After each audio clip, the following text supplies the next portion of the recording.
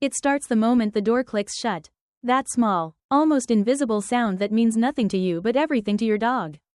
And within seconds something shifts because while you're already thinking about your day, your plans, your next task, your dog is still standing there, staring at the door, waiting, hoping maybe it opens again.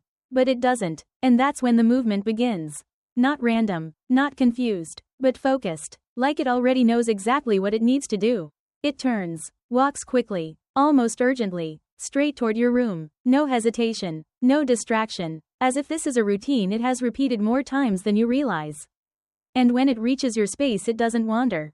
It doesn't sniff everything. It goes directly to the one place that matters. The laundry, the pile, the corner where your scent is strongest. And it starts searching, not aggressively, but intentionally, until it finds it, your underwear, and the moment it does, something changes again. It grabs it, holds it, not like a toy, not like something fun, but like something important, something it needed, and then it leaves, not to play, not to show you, but to hide somewhere quiet, somewhere safe. And when it finally settles down, it doesn't tear it apart. It doesn't always destroy it. Sometimes it just lies there, curled around it, breathing slowly, calmer than before. And if you saw that moment, really saw it, you'd realize this isn't just a weird habit. It's a response, and maybe even a message. But most people miss that part. Most people laugh it off, or feel embarrassed, or think their dog is just being strange. And that's where the misunderstanding begins. Because what looks like something random is actually a pattern. And patterns always come from something deeper. So here's the question almost no one asks. Does your dog only do this when you leave? Or does it start doing it even when you're still home? Because that difference changes everything.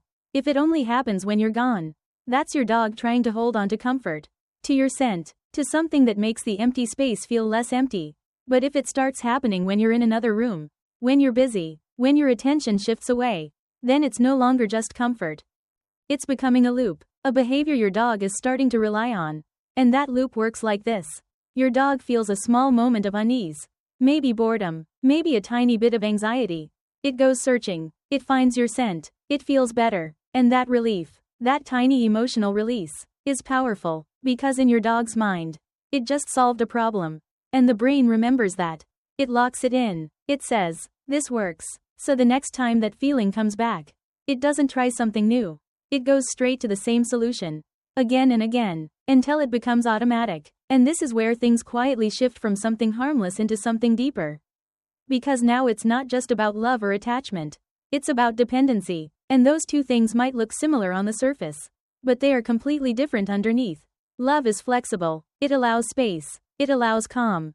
Your dog can relax even when you're not there. But dependency is rigid. It creates tension. Your dog struggles without you. It needs something to fill that gap immediately. And your scent becomes that shortcut, that quick fix. And over time, that dependence grows stronger, not because your dog is doing something wrong, but because it's trying to feel okay in the only way it knows how. And this is where many owners unknowingly make the situation worse. Because they react to the behavior instead of the cause. They see chewed fabric, scattered laundry, missing clothes, and they get frustrated. They raise their voice. They punish. But from your dog's perspective, something very different just happened. It felt uneasy. It found something that made it feel safe. And then it got punished for it. And that confusion doesn't teach your dog to stop. It teaches your dog that feeling safe can suddenly turn into something negative, which adds even more stress. And that stress feeds the cycle again, making the behavior stronger, not weaker. And this is why some dogs escalate. They don't just take your underwear. They start chewing more aggressively, tearing things apart, even swallowing pieces of fabric. And that's where things become dangerous. Because fabric doesn't break down easily inside a dog's body. It can block the intestines, cause serious health issues, even lead to emergency surgery. And the scariest part is your dog doesn't understand any of that. It's not trying to harm itself. It's trying to cope, trying to calm down, trying to recreate a feeling of safety in a moment where everything feels slightly off. So when you see this behavior, you have to look past what it is and focus on why it's happening. You have to ask yourself, is my dog calm when I leave? Or does it become restless?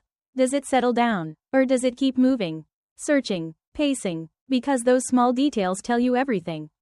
They reveal whether your dog is simply attached or starting to struggle. And once you see that clearly, your response changes. Because now the goal isn't to stop your dog from taking your underwear. The goal is to remove the need behind it. To replace that emotional gap with something healthier. Something safer. And that starts with giving your dog a controlled version of what it's already looking for. Instead of letting it dig through random laundry, you give it one specific item that smells like you. Something safe. Something it can't destroy easily. Something that becomes its designated comfort. And that alone can reduce the chaos. But it's not enough on its own. Because the deeper issue is still there. Your dog needs to learn that being alone doesn't mean something is wrong. And that's where gradual training comes in. Short departures. Small moments where you leave and come back. Again and again. Building a pattern your dog can trust. Teaching it that your absence is temporary. Predictable. Safe. And alongside that, you increase mental stimulation. Because a bored mind is more likely to spiral into anxious behavior. But a stimulated mind stays grounded. Focused. Calmer. So you add walks, play sessions, puzzle toys, training exercises, anything that gives your dog a sense of purpose. And over time, something shifts again, but this time in a healthier direction. The dependency weakens, the anxiety softens, and the behavior that once felt intense starts to fade. Not because you forced it to stop, but because your dog no longer needs it in the same way.